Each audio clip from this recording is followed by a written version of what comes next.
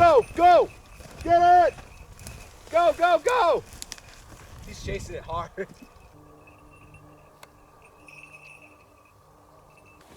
Right there! He's right there! Go, go! My name is Joseph Carter, and I am the Mink Man. When I was a senior in high school, I started learning about the American mink. I was told that mink were horrible, vicious little animals who were impossible to tame. Challenge accepted.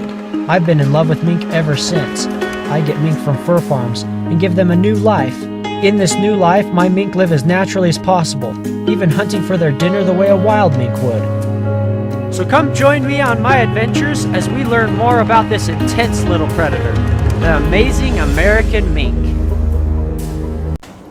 Alrighty, so this morning we are going to go hawking. We got my buddy Jason here. My name's Jason. I also have a channel called The Reptile Project. Go over things like reptiles, dinosaurs, birds, fish. If it's got scales or feathers, we cover it basically. So we're going to show his red-tailed hawk. What's his name? His name is Arvid. Arvid. So we're going to show Arvid today. And how experienced is he? I see he's a passage. He's only caught one rabbit, wild rabbit so far. He does chase plenty of them, so we'll kind of see how he does today. It'll be mostly practice, but the more rabbits we can flush, the more chances he has, and the more experienced he'll become. Cool. So hopefully he'll get a second rabbit today. If not, we'll have some fun either way. Okay, so this is their mew, and the mew is a falconry term for basically a hawk house or hawk enclosure, whatever you want to call it. And everything about a mew is made to protect the bird and their feathers. You might wonder why there aren't more windows on it. A window would encourage the bird to move around and possibly damage their feathers trying to get out. The reason the windows aren't facing out is there's less for him to see, and he's less tempted to, try and get out, possibly hurt himself or hurt his feathers. And the bars are vertical.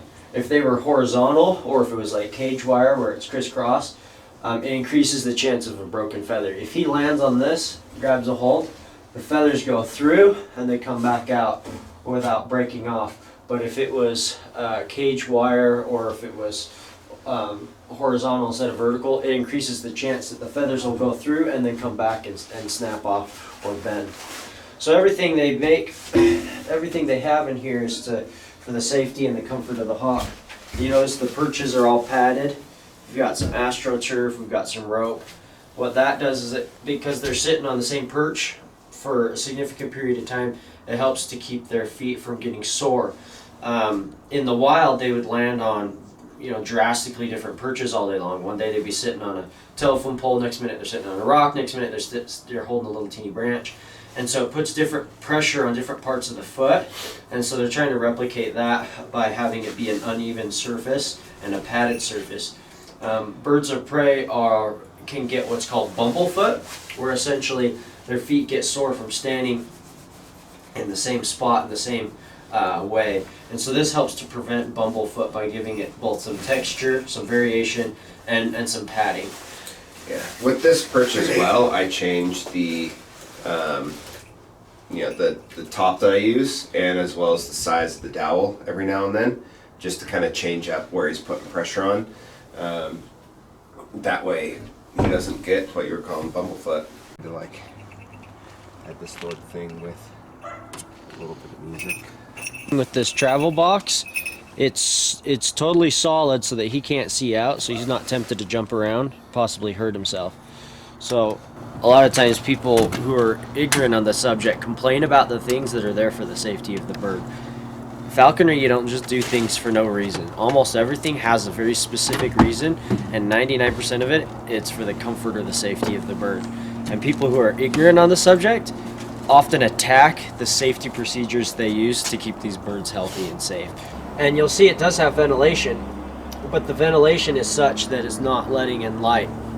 Because if the bird sees light, he might try and go to the light and therefore potentially hurt his feathers or hurt himself.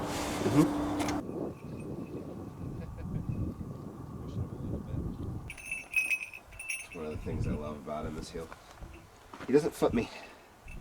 I'm going to get too used to it, and then the next hawk I get, he's going to destroy my hand. That's what's going to happen. Let's get that just out. out. So this big tall pole, what this does is gives him a height advantage. So he can both see rabbits better because he's up higher above the sagebrush.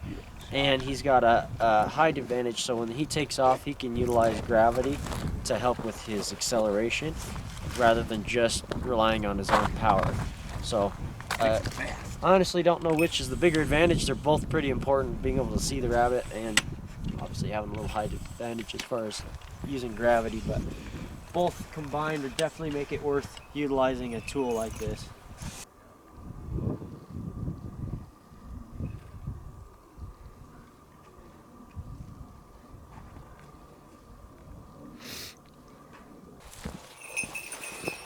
Go! Go, go, go! One of the beautiful things about falconry is the special opportunity it gives you to observe nature up close and personal. In a way, you get to be part of nature, as the wild bird and falconer work together towards a common goal. Two unlikely friends struggling side by side as they strive to catch prey. The relationship between the bird and her handler isn't just one-sided. The bird of prey involved greatly benefits from this relationship, even more than the falconer. The falconer does his or her best to protect the hawk from accidents or predation, and on a bad day hunting, it doesn't end with an empty stomach the way it would in the wild. But at the same time, the bird of prey gets to enjoy many of the joys of freedom, like flying through a breeze and chasing prey, just like a hawk was born to do.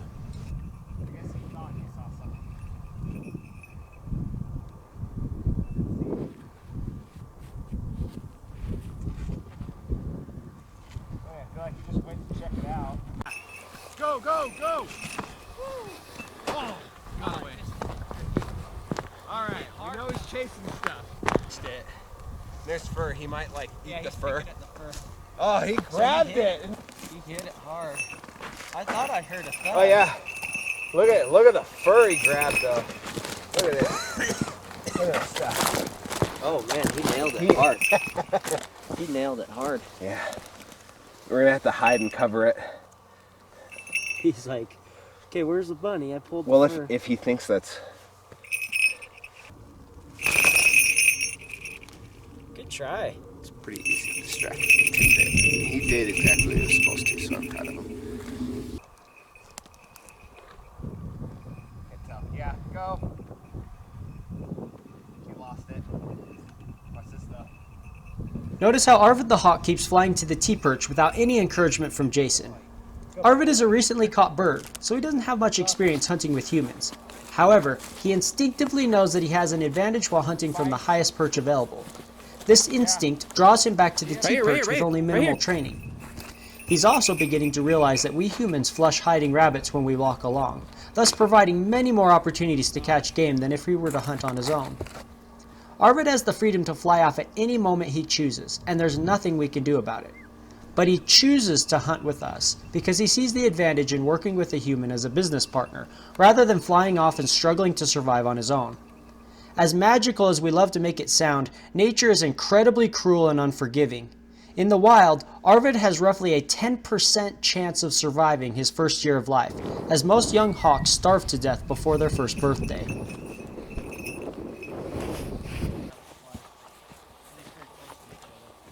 Right there! He's right there! Go. Oh, nice, dude. Woohoo! Good job. This is actually the third version of this video I've tried posting on YouTube. The other two versions were flagged before I could even make them public. The original version of this video is available on my Vimeo channel, and you can find the link in the description below. Also on Vimeo, you can find other videos that I didn't even attempt to post on YouTube because of this type of censorship. Oh my gosh, I can't believe he's doing that.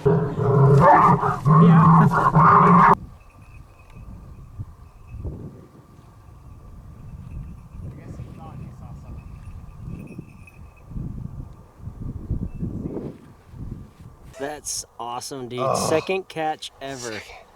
That is so cool. And it's a jack. And he was trying and trying and trying, so it's just awesome that he got rewarded. Because it's frustrating when they try so hard and don't catch a thing.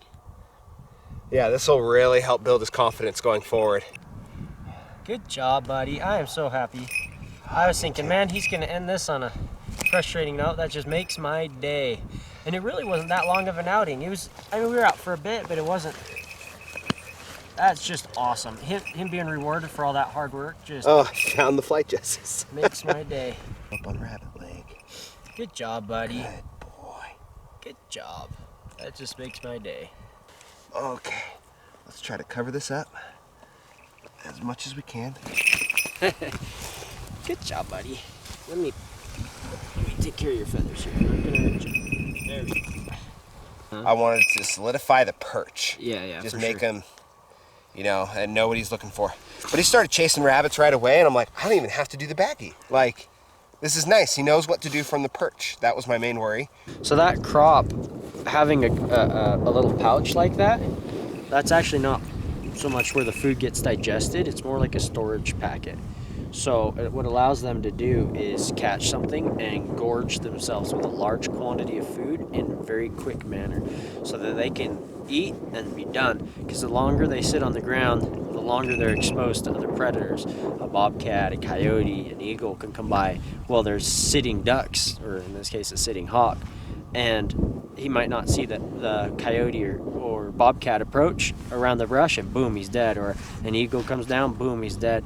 So they want to eat as much as they can as quickly as possible so that they can then leave the kill and go off on their own. And then slowly that meat moves from this pouch of food down to their digestive system, where they break it down further and poop it out. So it's kind of like, if you think of it like this, it'd be like a human.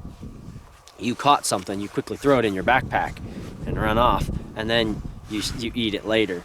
Well, them, obviously they've already eaten it. It's internal in their body, but it slowly moves through their digestive system from the crop down through. And so it does a couple things. Obviously it helps them it allows them to eat quicker, but it also allows them to consume a very large amount of food so that they can now go for the next several days without needing to eat. And if they see something really easy, they'll nail it, but they won't make much effort after a big kill like this. They'll just kind of be lazy and look for easy opportunities for easy meals.